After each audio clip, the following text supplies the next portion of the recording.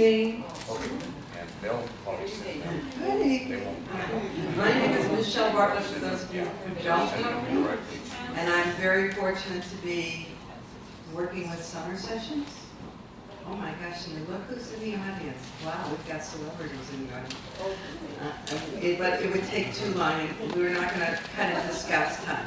Okay, we're not going to cut into Scott's time. Welcome, and we're pleased that you're spending an evening with us on UAF's Naturopathic campus here on the ancestral lands of the Dene people of the Lower Tanana River. That's pretty cool that we get to share these beautiful lands, and it's a beautiful night and the smoke is clearing, so wow, thank you for showing up.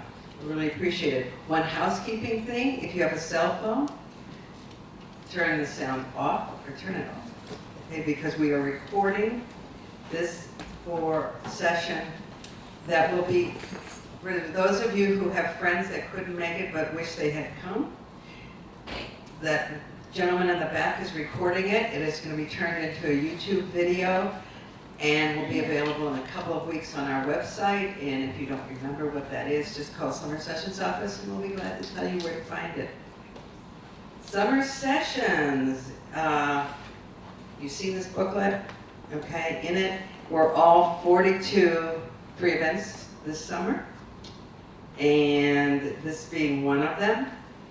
The 92 day camps, and to date we've registered 1,688 seats have been filled, so we're real excited about that. We've had 12 adult summer camps, which are great, and we also have travel programs. There's some people in here who have traveled with us to see the world. Next stop is Cambodia and Thailand in the fall, Galapagos over Christmas, and next March we are going to Sicily. We have opened up registration on Monday at 9 o'clock. We had 25 openings. We have 10 left. So in case anybody here wants to go to Sicily in March, it's a great time. So, summer sessions started the Healthy Living Lecture Series in cooperation with the Foundation Health Partners 10 years ago. Actually, this is the 11th year. This is the 104th lecture. 104th lecture. We're really excited about it. We've recorded them all. And I just talked to the library today about seeing if we could put it together in a way that people could actually research it and find out what we have to offer and how many times did Scott Luper, that's a question contest, has given a talk. This is good. In addition to that, we have Discover Alaska Lecture Series, which will be here tomorrow night. Mary Beth Lee is going to be here. Music in the Garden, 2 bands, one at 6, Almost a Minion, and at 7:30, O Tallulah. Where is it going to be held? Are you all religious people? I'd like you to pray that the smoke goes away. I really would like to have it in the garden. If it comes back with a vengeance, we'll move it to the Great Hall. Okay? Move it where? But I'm thinking there's some real religious people in here, so I'm hoping you're going to get through. The Great Hall. The Great Hall, the Regent's Great Hall. If anybody doesn't, that's right next to the concert hall. Not so next to the concert hall. Okay, on with tonight's program. Dr. Scott Luper graduated from the National College of Naturopathic Medicine, currently the National University of Naturopathic Medicine, with honors in research in 1994. He taught at Southwest College of Naturopathic Medicine in Arizona, serving as chair of diagnostics and chief medical officer. Dr. Luper helps people with complicated illness such as chronic fatigue, fibromyalgia, cancer, and autoimmune diseases. He has received special training in treating digestive disorders and thyroid disease, both of which frequently impact chronic illnesses. And he's going to be addressing part of that tonight, but this is the part of the contest. Anybody want to guess how many times Dr. Luper has spoken? 27. 27, no, not 27, but thank you, that's it. We'll work on that. We'll work on it. Actually, this is not fair, because this is his evening, not mine. First time we had recorded histories was 2005, 2016, 2018, and last year. So please give a warm welcome to Dr. Scott Luper.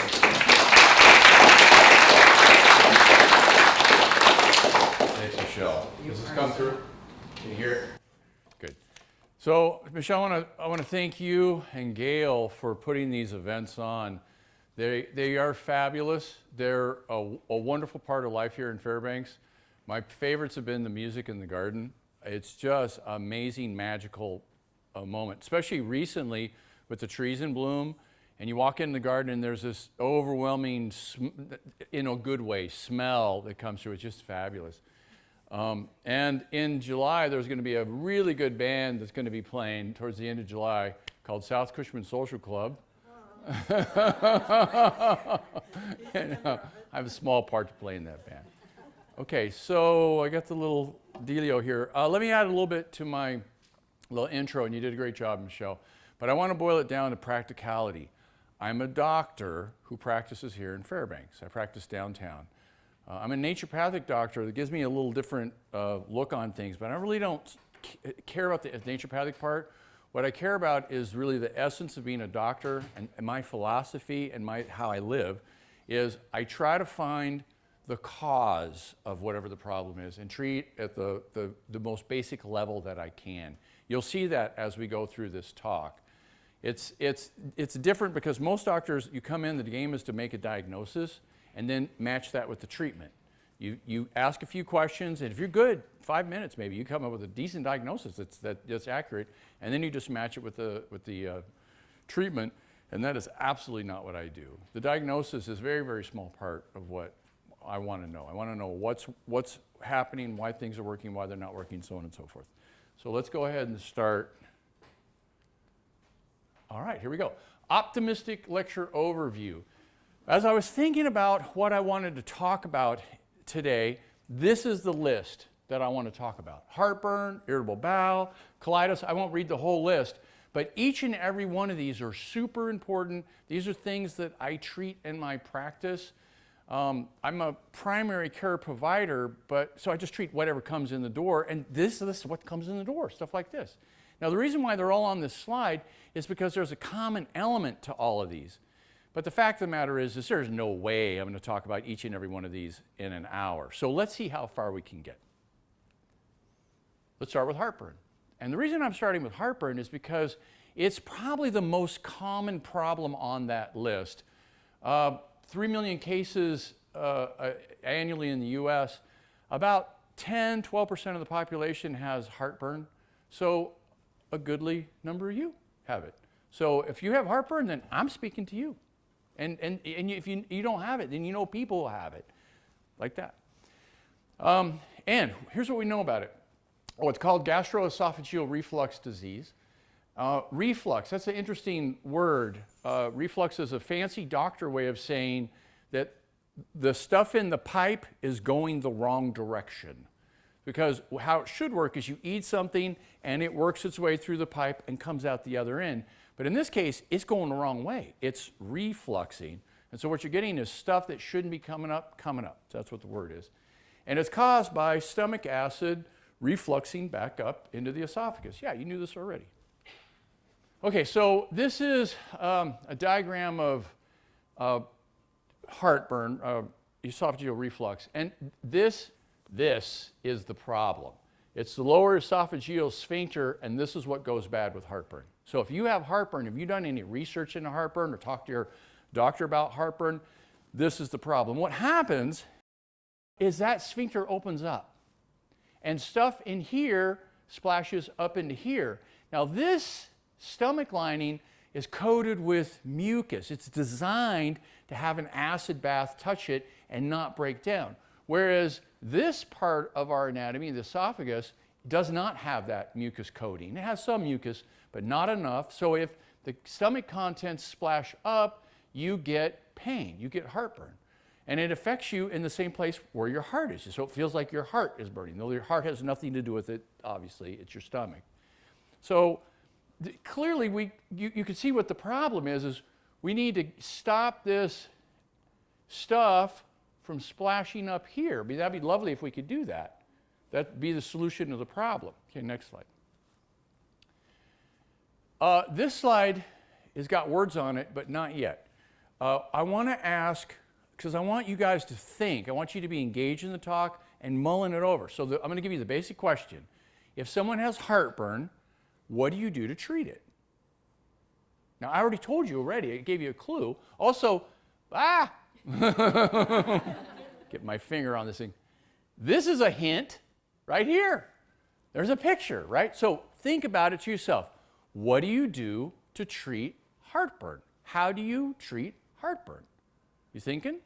Anybody got an answer? Please. Take pantoprazole. Yeah, excellent. And that will do what? That cuts down the symptoms. But let me go more specifically. It cuts down the acid. So the stuff that splashes up doesn't burn anymore. And problem solved. It's a godsend. It's an amazingly effective treatment. Now, it's not the only thing you can do. What else can you do? Eat smaller meals. Don't eat before you go to bed, How does that help? because then you don't have a lot of pressure on your stomach forcing fluid back up. If you digest your food more, it's worked its way down into the small intestine and you're not as likely to regurgitate. That's my talk, by the way. You just heard it. That was very well done. That's excellent. What about this guy here? What's the deal with him? Sleep with your head elevated. Yes. Sleep with your head elevated. Anybody try that? I did. Actually, what you do is you get a couple of bricks under your bed and you tip it up. And then what you do is you eventually slide down to the bottom of the bed and you're in a heap against the sheet, right? That doesn't work. So you get one of these things and it props you up and you get your arm locked in so now you can't go down. And so this is a way you could sleep sitting up. Let me go back. Oh, back. Yeah, okay. We got the stomach. So you got stuff down here and open. Now we tip it and this stuff pours out. So it's, physics. Gravity's working, it pours out. So if you could keep it upright, except for that's tricky to sleep that way. If we could just tip it a little bit, we can keep it inside. Wrong way. All right, and these are what you guys came up with already, except for the last one. Reduce stomach acid, yeah, and that works. Sleep with your head raised, and then tighten the lower esophageal sphincter. People thought of that, and they came up with a treatment, and they can do it. There's this little thing called a donut that you could have surgically implanted around that sphincter that tightens it up. Or run another round device that goes down through your esophagus that will, since the esophagus is stretched out, apparently, then it gives us something to tighten around. Now, all these things are surgery. Nobody wants surgery. It's way, way, way easier to take a pill. So by far, the most common thing people do is reduce stomach acid. Problem solved. Next, we can go on the next one on the list. No, we can't. As you mentioned, there's other stuff going on. Okay, reducing stomach acid. There's two main categories. There's a histamine type 2 receptor agonist. Tagamet's the famous example of that. That was the original acid blocker. The more common acid blocker right now is a proton pump inhibitor. Omeprazole is the classic example. Prilosec is the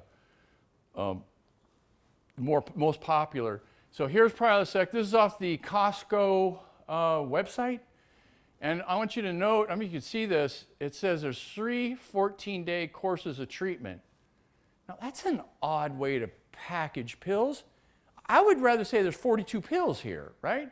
So why do they package this as 3 14-day courses? Nobody knows? Because you're not supposed to. Say it again? You're not supposed to stay on it forever. Yeah, 14 days. That's how long you're supposed to take it. It's 14 days. Did you all know that? That's incredible. Who takes it for 14 days? Nobody. Because it doesn't work in 14 days. If you take it for 14 days, and then in 14 days you stop, your heartburn comes back with a vengeance. You get a rebound, is worse than when you started. But they know this is bad. And so they have to say, take it for 14 days because now they're covered. Because you take it longer than 14 days, that's on you. We told you you can only take it for 14 days. So once you start taking it, do you have to continue to take it? You bet you do.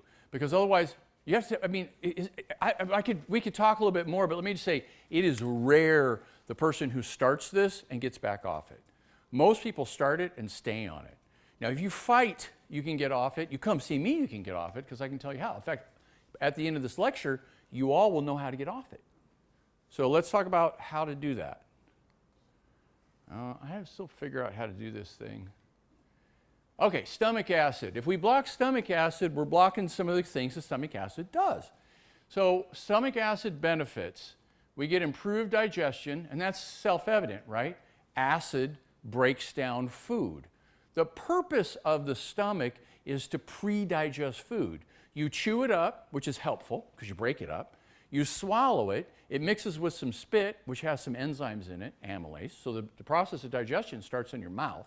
Then it goes down in your stomach, mixes with acid, and it starts to break it down. Everything gets kind of loose and falling apart. And so that when it starts going down the tube, the enzymes can get in there, break down your food, extract all the nutrients, and by the time it gets down into your colon, there's nothing left other than the leftovers, which usually is fiber and gravel and wood chips and whatever else happens to be in your food, okay? Stuff you can't digest.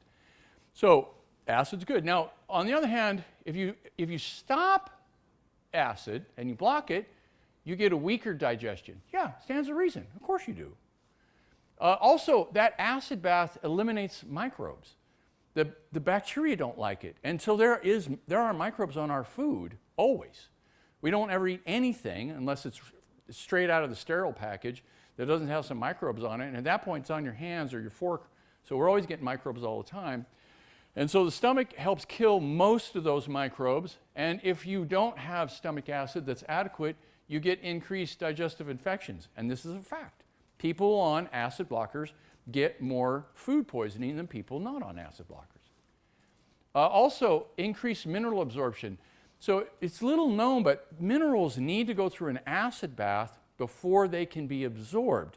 So the reason for that is the minerals are tiny little specks, they're atoms, and they're not particularly interactive if they have their full complement of electrons. You need to strip an electron off it, and it creates a sticky spot where it'll interact with stuff. And so now it's able to glom onto a little something else, usually a piece of protein, and we pull the protein in, and the mineral comes along with it. Even with this system, it's not particularly efficient. Calcium, for example, our ability to absorb calcium at our peak, this is a 22-year-old male, by the way, runs around 40%. Now, if you get older, it goes down. If you're female, it goes down. If you have weak stomach acid, it goes way down. So the average 70-year-old female's absorption rate runs around 4%. So this acid bath is super, super important. And I've had patients show up with a problem. I'll give you an example. I had a patient, two of them actually, show up, not at the same time, but within a couple of years of each other, where they had persistent anemia, and they had been given iron and this, that, and the other thing, and no one could actually get their anemia to go up. And they said, well, I've had this my whole life, Dr. Luper, just how I am. And I go, them just fighting words. Let's figure out what the problem is. It turns out they inherently had weak stomach acid. So what I did is I put them on supplemental stomach acid. It's betaine hydrochloride, and it fixed the problem. The anemia went away. And they're like, I'm amazed. Yeah, it turns out to be basic. So the stomach acid is helpful in many ways. And this is not a complete list. I can go on, but then I'll only be talking about stomach acid. So we're just going to cut it off here. Go to the next slide. Okay, so we're back to the same slide I started with. Why are we back? Because what I told you is not true. I said the problem is this sphincter here. That is not actually true. That is completely not true. The sphincter is not broken. The sphincter is working correctly as designed. I'm going to say that again. The sphincter is not broken. What's happening is there's little bubbles, there's lots of bubbles. That's the problem. It's the bubbles that's the problem. Because what happens with the bubbles is the bubbles bubble and bubble, and they make you bloat. And it presses up against that sphincter. That sphincter is designed to open up under pressure. That's its purpose. It's a safety valve. What it does is it allows gases, excess gases, to come up and out. Now, we're lucky to have this. When I was a kid growing up in Modesto, walking past the cow fields, occasionally a cow would show up in the morning on its back with its legs in the air all bloated up. And it was like, oh, not again. Another cow went down. because it didn't have this sphincter. When they got bloat bad enough it would kill them.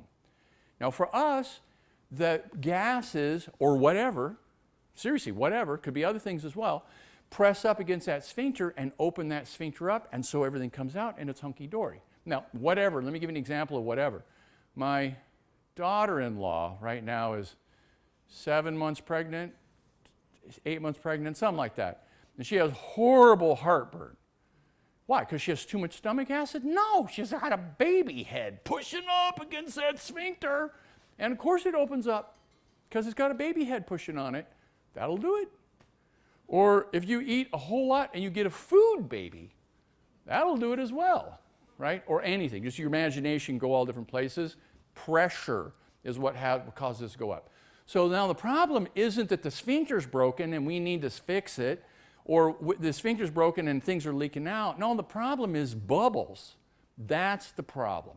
So now the question is, what do we do about these bubbles? Where are they coming from and how can we get rid of them?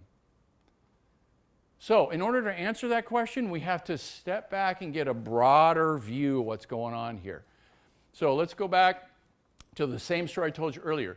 You eat stuff, you chew, you break it down into a mush, it goes down the pipe, it sits in the stomach, it gets ready to get digested, pre-digestion, then it works its way through the pipe, and the enzymes work on it, and churning works on it, and everything in there breaks it down to its elements, and you absorb the nutrients rather, and you absorb proteins and carbohydrates and fats, and everything is absorbed. So by the time your food gets down to here, the only thing that's left is clean, pristine fiber, stripped completely of every nutrient. Nothing to live on except for fiber, if somebody wanted to eat it. And so what happens at that point, that fiber goes into processing in our colon.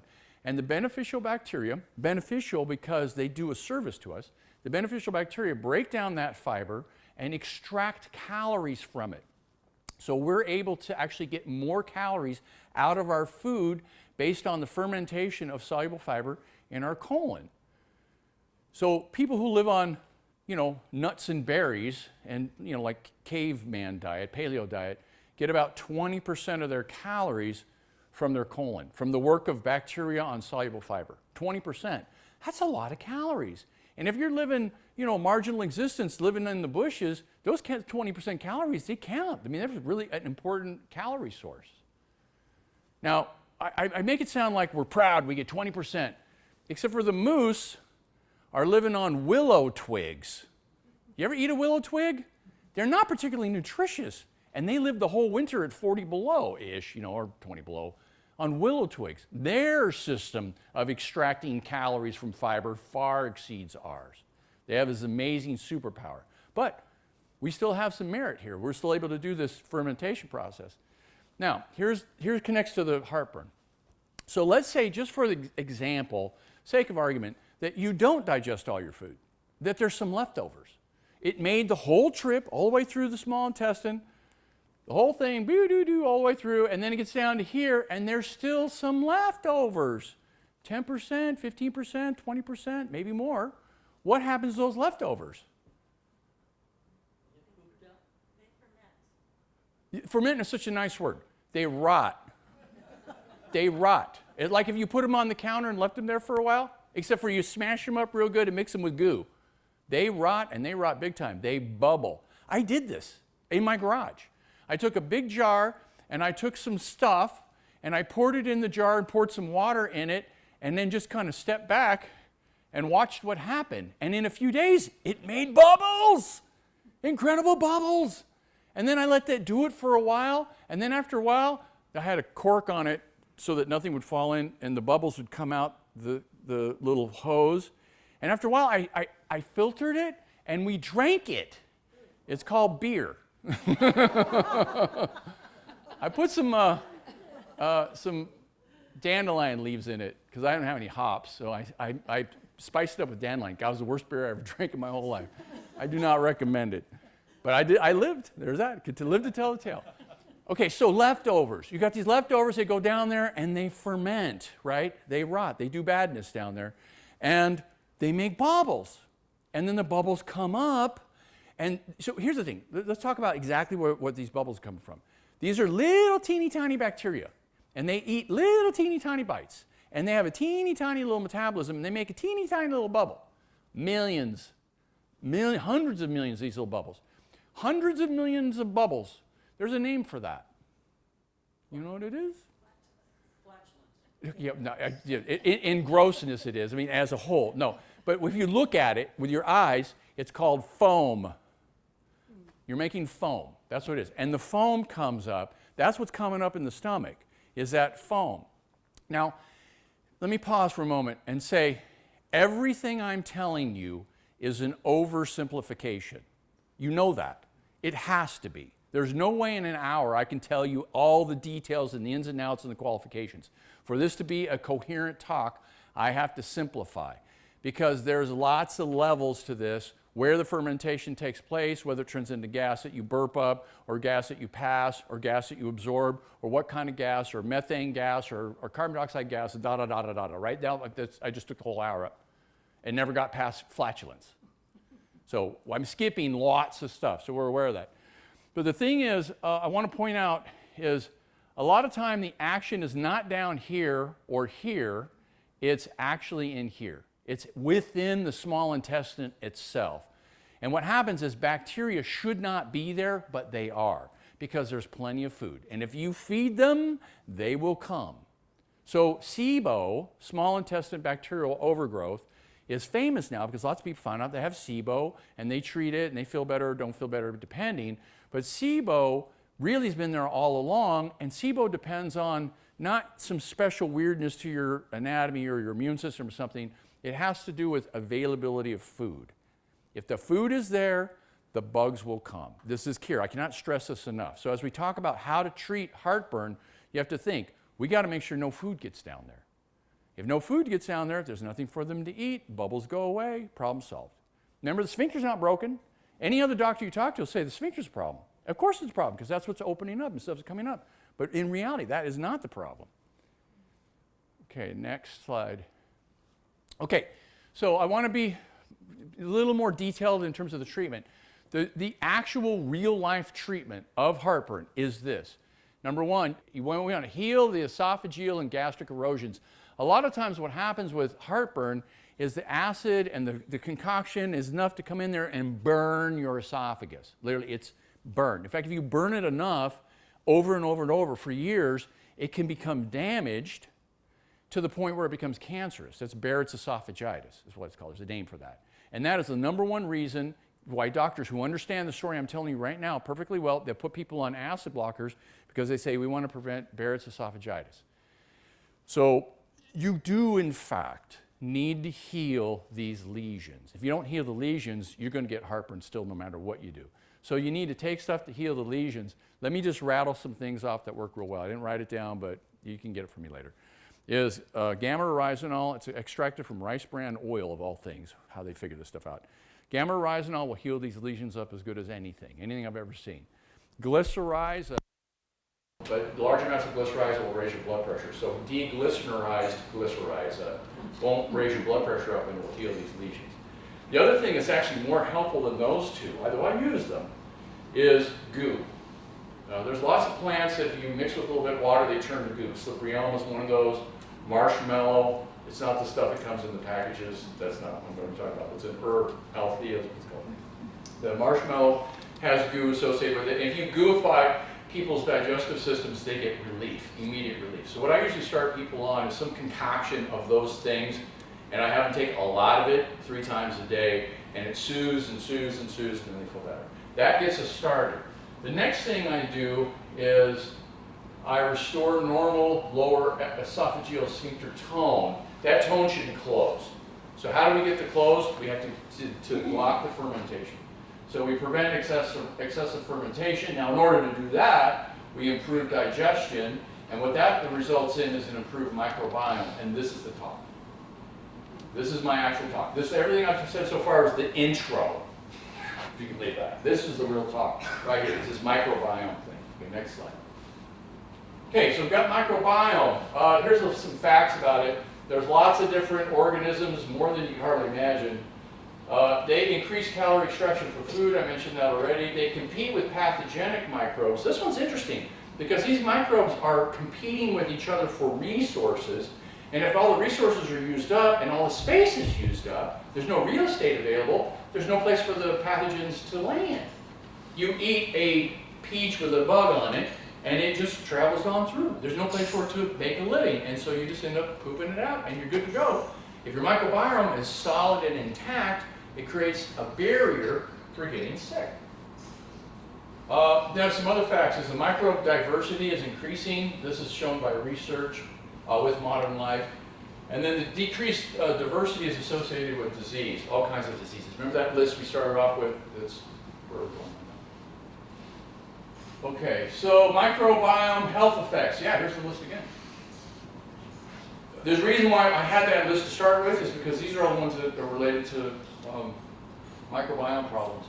Now, I would love to have you all pick 1 or 2 or 3 or 4 of these to talk about, because the chances are either you have them, or you know somebody has them, or you have some experience with them. So if there's any time, at the end, I'll let you choose. And you can pick one, and I'll talk about the treatment, the approach, these various things. Doctor, I did want to ask, I didn't see celiac disease on there. It could be. It's not a complete list by any means. So, and it is on here, by the way. Celiac is right there. Autoimmune disease. Okay, key human GI microbes. There's a lot of stuff here, and I want you all to be super proud of me at this moment, because this slide almost hijacked this talk. Because I could have easily spent the last half hour talking about the different diseases associated with the different microbes and their metabolism, how they interact with each other. This is a fascinating, deep, mind-numbing conversation. I would have lost you all. Well, maybe 3 of you would have been into it. And the rest of you have been, when's he going to talk about something I can use? So I'm not going to do that. Watch this. Isn't that great? That's like amazing. I hardly believe I could do that. No, instead, you get this. This is much more helpful, much more important. Because the microbiome is like a garden. It's a bunch of organisms that all live in close proximity to one another in this beautiful, harmonious whole. And so if we want to get a garden in our gut, and that is a garden that's not full of weeds, then we got to do stuff to get the garden going. Now, admittedly, the analogy is going to run thin fairly soon, but we can ride it a long time and get a lot of usefulness out of this analogy. So let's think about real gardens. How do you get a garden to grow like this? Seeds. No.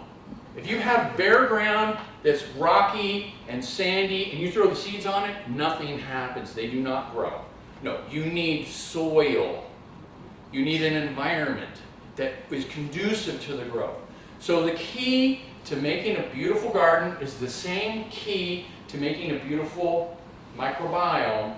You need to fertilize. That is the key. Now, probably nobody does this. What everybody's doing is they're taking probiotics. Because probiotics are what it is. These are the plants, right? So-called plants. They're growing here, and so we want to throw plants in. And so what you're doing is you're taking these probiotics at $47 a bottle or $72 a bottle or whatever it is, and you're taking these, and what it is, it's the most expensive mulch you've ever bought.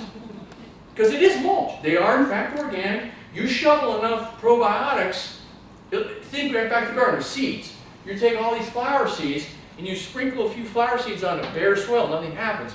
But you take a shovel and you shovel the flower seeds out there, and in a season or two, this is going to start to grow. See what I'm saying? So let me say it another way. I've used probiotics over and over the years, and they don't work, kind of. They help a little. I'll give you some examples where they actually do help, but mostly they don't help. Mostly what they do is, are you better? Kind of.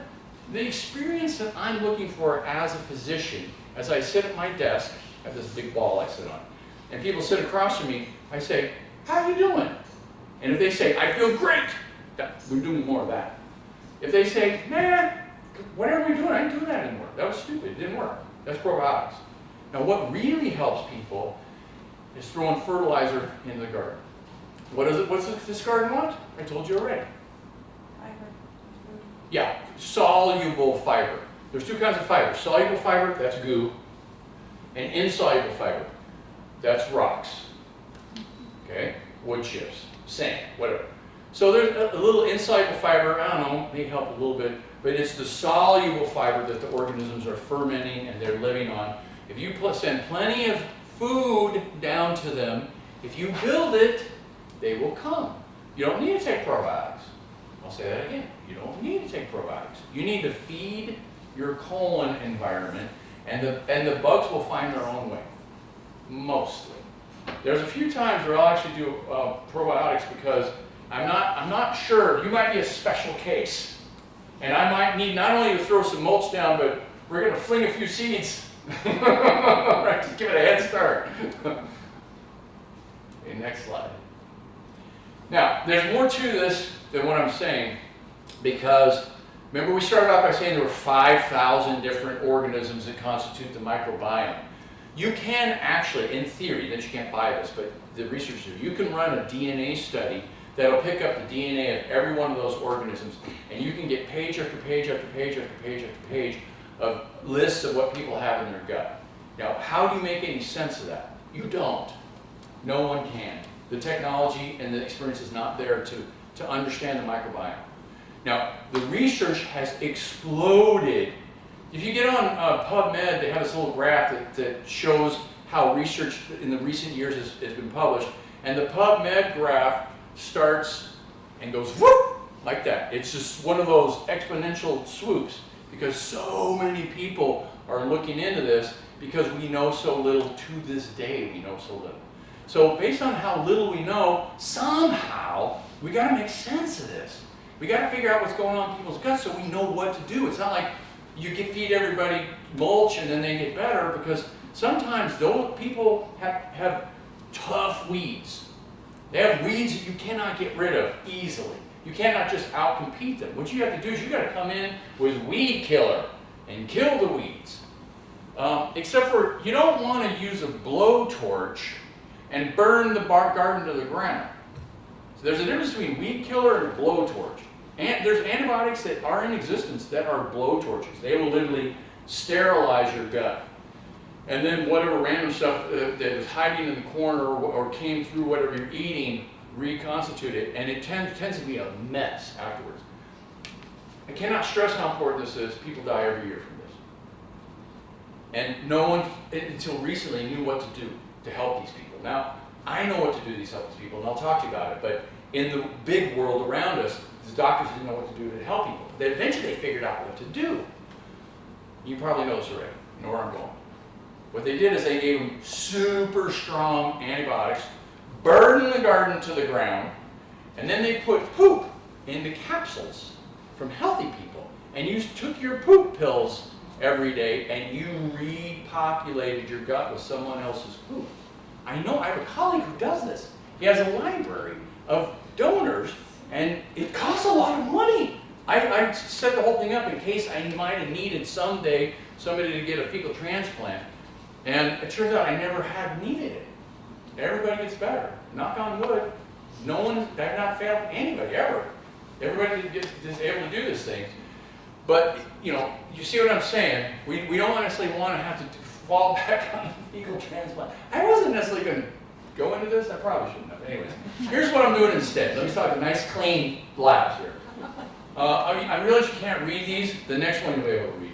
But what this is a lab called Diagnostic Solutions. And what they're doing is they're checking key microorganisms to give us a glimpse into people's microbiome so we can sort it out and figure out how to fix people. This page here is pathogens, particularly this section right here. It's got C. diff, it's got hemorrhagic E. coli, it's got Shiga, it's got Salmonella, it's got Yersinia, it's got all these kind of horrible, nasty bugs. This is a normal stool test. This is what you get if you order a stool test. If your doctor orders a stool test, it comes back with this information. See, everything's normal. This person doesn't have any problems whatsoever. By the way, how I got this one, I literally looked at the first patient that I came to mind and pulled it. And so this is a absolutely random, perfectly typical 100% down the middle of the road lab. So anyways, the next page, in fact, let me have to go to the next slide because the next page, there we go, I want it bigger. This shows the healthy bacteria. And Helicobacter pylori. It's hard to talk about heartburn and never mention Helicobacter pylori. This is an organism that inhabits the stomach. What it does is it breaks down the mucus on top of it. So let me do my hands. Here's the stomach wall. Here's the stomach contents. And there's this thick layer of mucus between the stomach wall and the stomach contents. Now I'm a Helicobacter pylori living in the stomach wall, seeing my lunch over there. No, I want it close to me.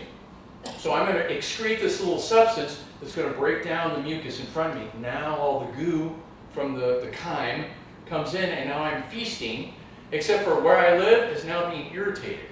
And you can feel the burning in your stomach because I just ate the mucus in front of me away. That's H. pylori. So it's super important for us to check it. And it is actually a very difficult organism to get rid of. That's another story I'll skip. So anyways, here's a list of bacteria. This is the same list that I showed you before. Basically the same categories of organisms. And we see on this patient, that they have low E. coli, they have low Enterobacter, they have low Bacteroides and low Firmicutes, and they're just low. These are the kind of the big categories, and we can see they're low. So this particular patient is low in bacteria. They have insufficient bacteria. Now, as well as that, they also have two infections going on. They have a bacillus infection and a strep infection, and they have a bunch of stuff that they don't have. Now you wonder, what are these other little numbers here? How come they're not red? They have these organisms, these methanobacteria. This one makes you fat, by the way. It's interesting. It's a weight gain bacteria. They have these other bacteria, but the numbers are low enough. They're not considered excessive. It's only these two that are considered excessive.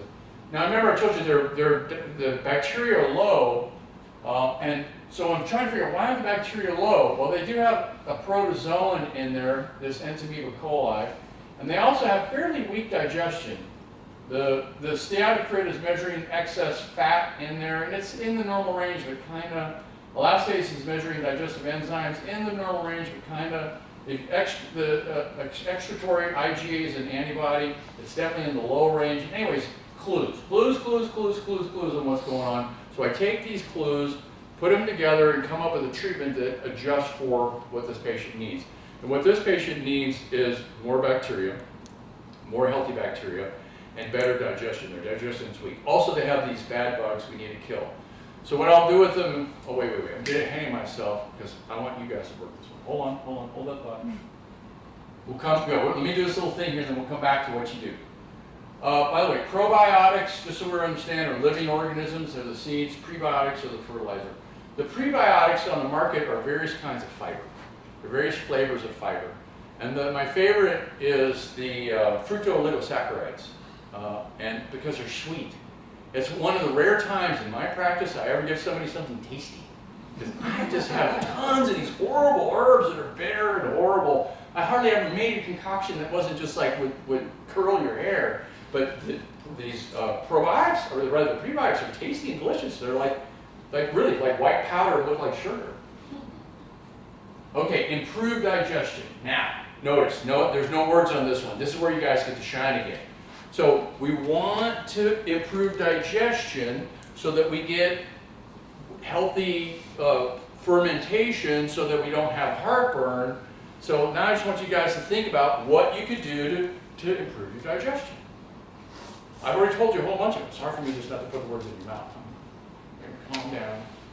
Think about it. Thought of one? At least one. What's one thing you can do? Eat yogurt. Eat yogurt. Why? Yeah, it's got probiotics in it. You know, I think the thing about yogurt, I don't think it's the probiotics. I think it's the fact that the food has been pre-digested. And it's one of the easiest things to digest. our body is able to break it down and get the nutrients out of it super easy. So it just makes it to where we get all the nutrition from it, and there's nothing left over. We just soak it all up. So it leaves no nasty residue. Let me say that another way. Let's say yogurt was hard to digest, and your body had to fight hard to break it down. Let's talk about yogurt. Pepperoni. That is hard to digest. And you know why I know it's hard to digest? Because I can leave it on the counter and it won't go bad. I can leave it on the counter for a month and it won't go bad. That's the measure. If it won't rot, then it's hard to digest. Now, yogurt's kind of an exception because yogurt you can leave out for a while. It's already rotten. I love yogurt. I eat yogurt every day. So let me go back to the sink. So we can improve digestion if we eat foods that are easy to digest. Yeah, duh. That's so duh that we all knew that already. And yet, that's profound. Absolutely profound. Because if you go into the grocery store, you walk into the grocery store, Freddy's, there's produce right here, but the rest of the store, other than the little strip around the edge, is a vast half acre of food that's not rotten in packages and cans. It's amazing, right? So why does it not rot? At least the stuff in packages, it's designed that way. It's designed not to rot. And so if it won't rot, it means it's hard to rot. And so if it's hard to rot, it's hard to digest because rotting is digestion. So if it's easy to rot, then we should eat that. If it's hard to rot, we should avoid that. So you think about things that go bad. Protein is the worst thing that you can eat and not digest. Because if you don't digest the protein, bad things happen. Undigested protein, if it can get all the way down into your lower intestine, rots like nothing else. And you know this because you accidentally left something, it went bad in the refrigerator, and then you threw it in the garbage, and then it stunk the whole house up, then you had to bind it up and take it out because the dogs were all getting in frantic because of the smell, right? Because it rots so easily, and when it rots, it goes bad. So if you take a piece of protein and it gets to your stomach and it's undigested, the bacteria that love protein will break it down, extract what they want. The nasty bits, they poop out. Except for, there's no out. What is out? There's no, it's in. It's in. It's completely in. This nasty stuff that they don't want anything to do with, they got rid of it. Give me the name. Putrescine is an example. Cadaverine is my other one that's a favorite of mine, right? Ugh. And so you get this nasty, horrible stuff. So the harder it is to digest, the more likely you are to get putrescine and cadaverine. So if you want to figure out what's easy to digest, it's real simple. I already told you. You take the food, you lay it on the counter, you step back, and you wait and see what happens. Now if it digests on the table really fast, that was good, right? If it's rotten, don't eat it. If it won't rot, don't eat it. So what is the protein that's the easiest to digest? Now, I didn't ask the question right. What is the protein that rots the fastest? Same question. Meat. Meat, yeah, we can do better than that. There's a meat that's special. Fish. Fish. Bingo, that's it. Fish is the easiest protein to digest. Close second is eggs. Not in the shell, mind you. You can crack them open and leave them on the counter. You better use them quick because they go bad real fast. So eggs are super easy to digest. See what I'm saying? Ease of digestion. So how do we improve our digestion? Eat things that are easy to digest. Excellent. Very good. So how do you relate that to plant-based protein? Because it doesn't necessarily rot right on the table as you look at it. So the thing about plant-based proteins, they're relatively easy to digest. That's the thing about it. Now they're also mixed in with cells that have these walls around them, that have this fiber around them, and they're guarded. We're talking about beans, right? We're talking about broccoli that has a teeny little bit of protein in it, or other things that have a little bit of protein in them, and they're guarded is what they are. The reason why they won't rot is because they're alive. The produce is living when we eat it. At least it should be. Fruit is living when we eat it. It's actually alive. It's respirating. So the rest of the food in the store, they have to put preservatives in it, otherwise it would rot, and you can't sell rotten things. So they are required to preserve the food. And we have the ability to absorb some of those preservatives and still digest food, mostly, except for it's not good for us. It weakens our digestion. And if our digestion is weak to begin with, this is a bad thing for us. What we'll get is undigested food.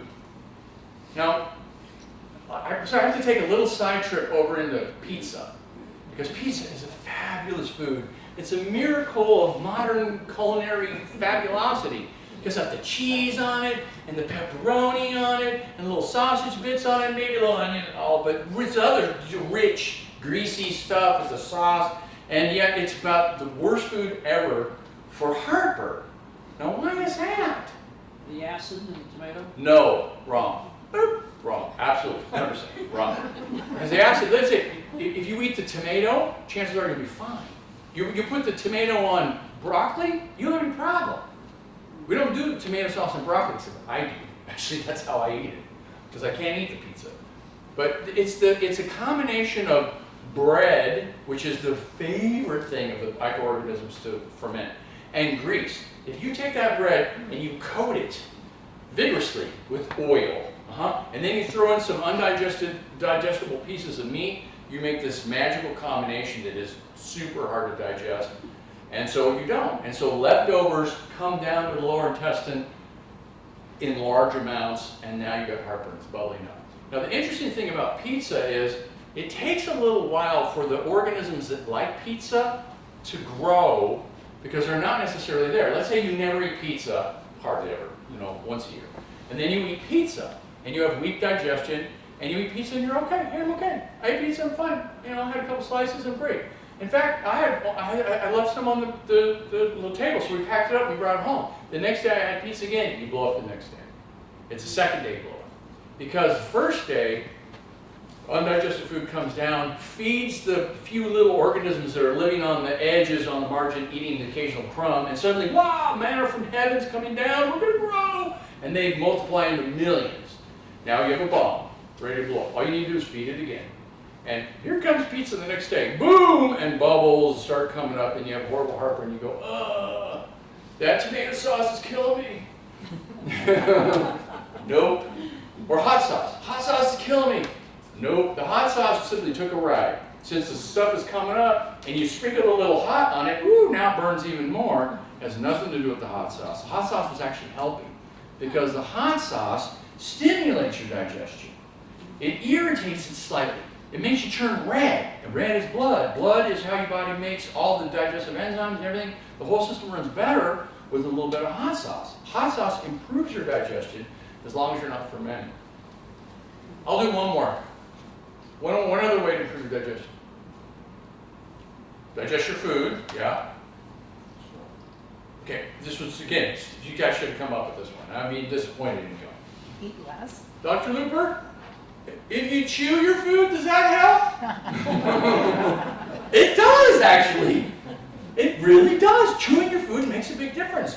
You do the old bite swallow, the chances you breaking down that food has just gone way down. If you chew your food well, now it's easy to break it down. Okay, let's just look at the rest of them. So chew your food, digestive enzymes, the ones that you make and the ones that you take. Stomach acid, we should have known that one, right? We talked about that one from the beginning. Stomach acid helps. Smaller meals. Of course, if you eat less, it's easier to break it down. You eat a piece of pizza as opposed to eating a pizza. Right? I remember when I was 25, I ate a whole pizza, because I used to do it all the time, and I got heartburn, and my life was over as I knew it. I was old. I kid you not, it was a shock and horror to me that I could not eat a whole pizza. Meal timing, I can say more about that later. Food combining, another thing. Avoid preservatives. Oh, and my favorite all-time one is bitters. Bitters I use in my practice every day because I treat a lot of digestive problems. Bitters are herbs that are bitter. You can use them to make a cocktail. Angostura bitters is what you use to make old fashions with, so that's gentian, which is a herb. There's way better bitters than gentian. Gentian's decent to make cocktails with, but not necessarily to treat heartburn. But what bitters do is they stimulate your digestion.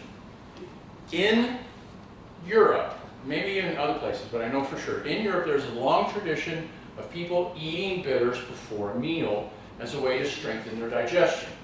What you do is you sit down to a salad of greens, which historically have been bitter. Now, admittedly, the bitterness has been taken out of them, so they're no longer bitter. They used to be bitter. Arugula still is bitter, but you eat the bitterness, and now you can digest the rest of your meal better.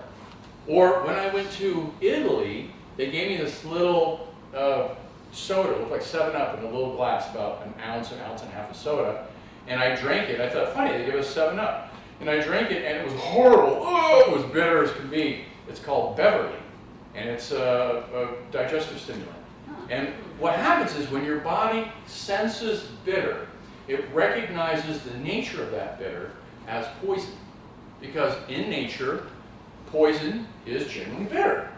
And so when you taste bitter, your body says, nah, there's poison. Now if it's bad enough, you'll just vomit it up. But your body doesn't want to do that because it's losing all those calories. So the better solution is to break it down quickly. Let's break down the poison very fast. We're going to get all the nutrients and none of the poison. And so your body does exactly that. Your digestive enzymes increase, your stomach acid increases, your peristalsis increases, your digestion increases, everything increases, and you're doing better. The last patient I saw today sat down and says, "You changed my life, Dr. Luper. I don't remember how I felt this good." And I don't remember. When I was a kid, maybe. And I said, "Isn't it great? Bitters are fabulous." That's basically what she's taking, bitters. It's really, remember I said at the beginning, probiotics are, man, slightly helpful. Boom, bitters will blow you away. They're way, way, way more effective than you think. Okay, now we're getting close to the end. Here it is. This is the concoction to feed your microbiome. Remember I told you the key thing is to mulch the microbiome. So what this is a chia seed drink, and what you do is you add in a canning jar or lidded jar 2 heaping teaspoons of chia seeds, 4 ounces of purple juice that is purple. Look at it, purple. And 12 ounces of water. Let it soak for overnight or for a few hours, and drink it every day. And this will do you more good than anything else, honestly, that you can take. This is the thing. In the long run, this is what I leave people with, and they take nothing else. And we can prevent people from getting sick.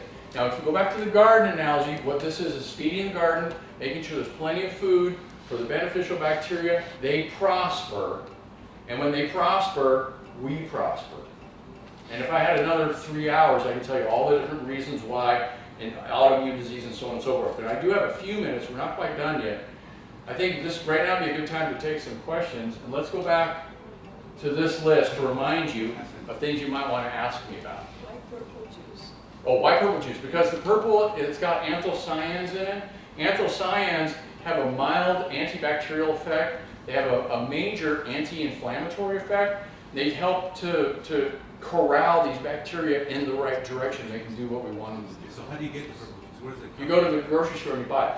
from? Or you just buy Is it? it like a juice? Yeah, juice, like regular juice. Yeah. Juice, cranberry juice. You know, like Yeah, grape cranberry's juice. the best. Blueberry's great. No, wait. This is an excellent question. I'm sorry, skip right over it. You can't get the fake juice. You go to the aisle and there's Sunny Delight. Who knows what's in that stuff? Not what we want, right? You got to get real 100% juice. It's in the other section, smaller bottles. They're like $6 a bottle or $8 a bottle. They're incredibly expensive, I'm sorry. $10. But you don't, how much? Well, I think the blueberry, just blueberry, it was $11. Holy That's what I moly. paid. So anyway, so what you do is you don't pour a big glass of juice because that's too much sugar in it. What you do is you do a little glass of juice, that's 4 ounces, and then a big glass of water. So you're making a pint. Of this pint, there's only 4 ounces of juice, so it's a dilute juice. But you need all the water to hydrate the chia seeds. Now you may wonder, chia seeds, why chia seeds of all things? Like the one that go on the chia pet? They grow the Homer hair? Yes! Those are the ones, the same. Those chia seeds. What happens with the chia seeds is they have a coating on the outside that is soluble fiber. And when it soaks up, it gets this thick kind of coating. I mean, here. Wait. There it is, you can see them. It looks like frog spawn. These little blobs, slimy little blobs. I'm sorry, the mouthfeel is weird. But they're really, really good. And they have anti-inflammatory oil in them. It's probably one of the best oils on the planet to help with inflammation.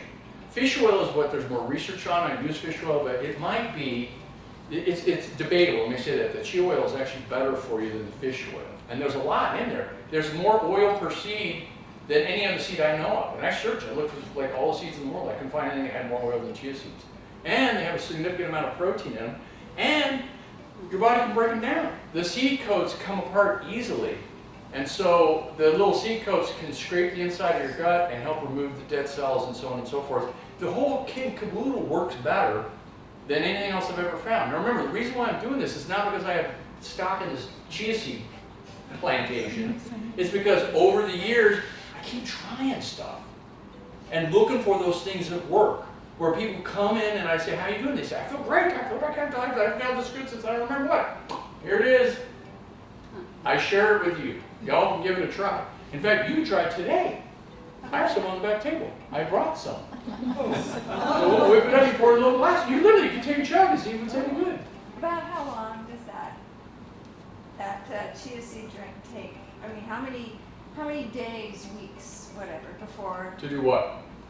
people start coming back and saying, oh, I feel great? Because, I mean, you can take something for 2 days and, not much happens. Depends on what we're treating. You got constipation, I'd say 1 or 2 days, you can come back feeling, hey, I feel better, because you've had a bulking agent.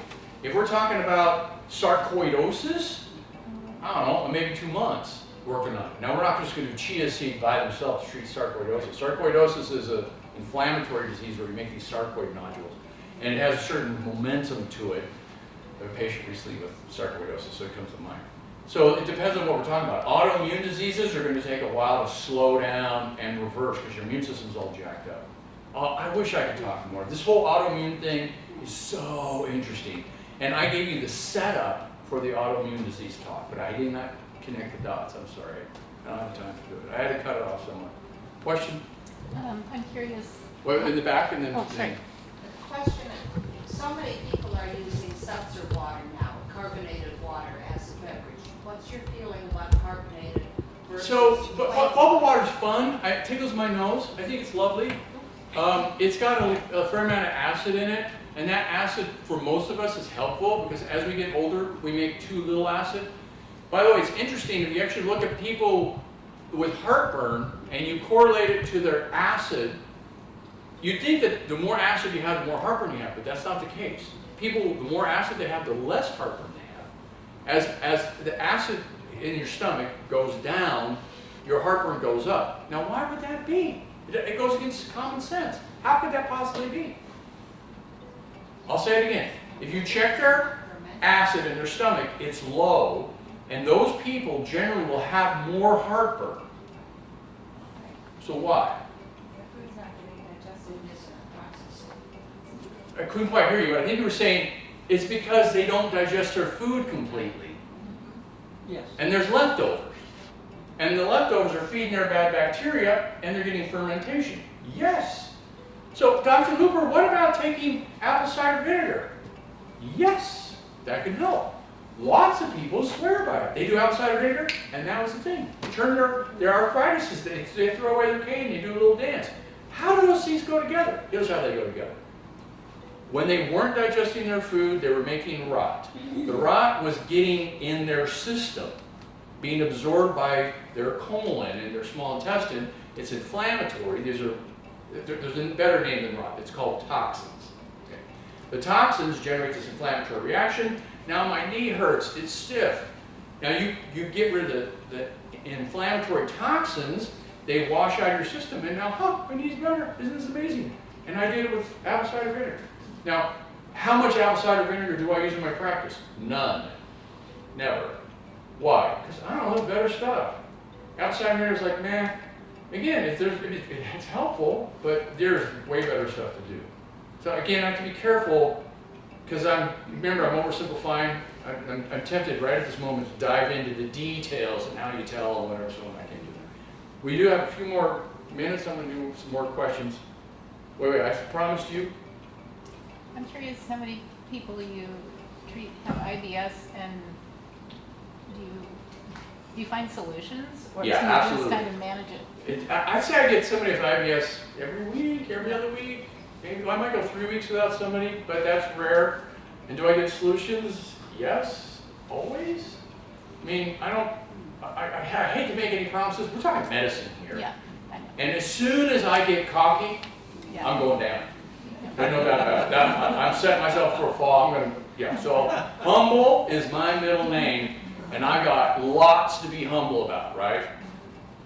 Because I treat all the time, so it's routinely thing. Yeah, you mentioned about yogurt at one time, and I think on one of your programs you said something about that Yoplait is over-processed and it's worthless, and you take a different kind of yogurt. I started taking Nancy's Organic. Is that a good yogurt? It is. You take milk and you ferment it, and that's yogurt. Yoplait is this manufacturer's Frankenfood weirdness. They got stuff in there that's really hard to digest. It's a yogurt-like substance that I don't recommend. Again, fake food. We want to stay away from fake food. Okay, all right. Am I out of time? Is somebody going to pull a plug here, or I'm taking more questions? I'm not in a rush. On your list, you had arthritis. It was listed last, but which one that you gave us to choose from? So, okay, again, the question that I'm going to talk about the connection. Question again? I'm sorry, I just missed the last little part. Oh. Oh, wait, I was so anxious to answer the question, I didn't listen to the last part. Okay. I'm interested in knowing what you were going to say about arthritis. Okay, good. I actually did hear it. So the thing about arthritis is, because there's lots of different kinds of arthritis, but there's an inflammatory process in many of these arthritis. Let me give you an example of rheumatoid arthritis is in fact absolutely inflammatory. What happens is the body makes antibodies that just happen to fit the proteins on our connective tissues and generates an immune reaction. I'm not using the right words. Let me say it right. I need my hands. So our body makes antibodies. These are proteins that have shape. And that shape happens to fit to the protein that has the same shape. And it has a little tail that wiggles and says, here, right here. Here's where the action is. Come here and blow this up. And so the white blood cells dutifully show up, boom, and blow up that area. Well, that happened to be your knee. So it's an inflammatory process. Now, doctors know this. So what they do is they'll put you on a medication that shuts down the inflammation. Prednisone, cortisol, these are the classics. Except for nobody stops and thinks, where did the antibodies come from? That's what's driving the whole process, not the inflammation. I mean, it's making you hurt, but the antibodies are what's driving the whole thing. I can answer that question. They come from your gut. So everybody with rheumatoid arthritis, I treat like this. They all get the same treatment. They get chia seeds, they get bitters, they get the GI map. I find where the bugs are. I work all of that, clean it up. They come back after a month or two, and I'll check along the way, and they're like, I don't need a cane anymore. Seriously, over and over again, over and over again, over and over again. Now, there's sometimes people are tricky and you have to do a little extra, but most of the time you don't actually. You just do exactly what I said, and the arthritis gets better. Now, never mind arthritis. Let's talk about other autoimmune diseases: lupus, Sjogren's, Hashimoto's. I mean, the whole kit and caboodle. They're all cut out of the same cloth. There's dysbiosis with each and every one of those. Another thing we didn't talk about is anxiety. That's also associated with dysbiosis. Or cravings. So a lot of times your cravings, they're not you, they're your bugs. Your bugs are saying, go get some cookies. And you're going, no, cookies sound good right now. Or you go into the kitchen and you start opening cupboards looking for something good. You don't know what you want. Oh, crackers, there they are. Or chips. This is exactly what I need. Ice cream. Ice cream. It's not you, it's your bugs. You're a zombie looking for ice cream. Really, really, really, really, really, actually really. And they've done research not only on humans, which are suspect, but on regular, critters. They did it on mice. And they found that the gut bacteria related to how anxious the mice were. And you think, well, how are you going to tell how anxious a mouse is? They all are anxious, right? They're hiding. No, it's really easy. What you do is you shoo them out of their little area, and you take their nest, because they build a nest, and you put it on a scale. The anxious mice build bigger nests. because they want to be insulated. And so you can mess with their gut bacteria, and then pretty soon they're like, whatever, I'll throw a couple of sticks and a little wood shake and I'm good, because I don't feel any anxiety at all, because their gut bacteria is good. Interesting, isn't it? This is what's blowing up. Is how to take this information and turn it into what? Pills? Drugs, something like that. I mean, there could be a fortune to be made here, but nobody's been able to figure it out. Ha ha! So I have chia seeds. Okay, I know I'm over time. Are we good? Scott, will you come back for part 2 next year? You bet. No Very problem. good. Thank you so very, very much.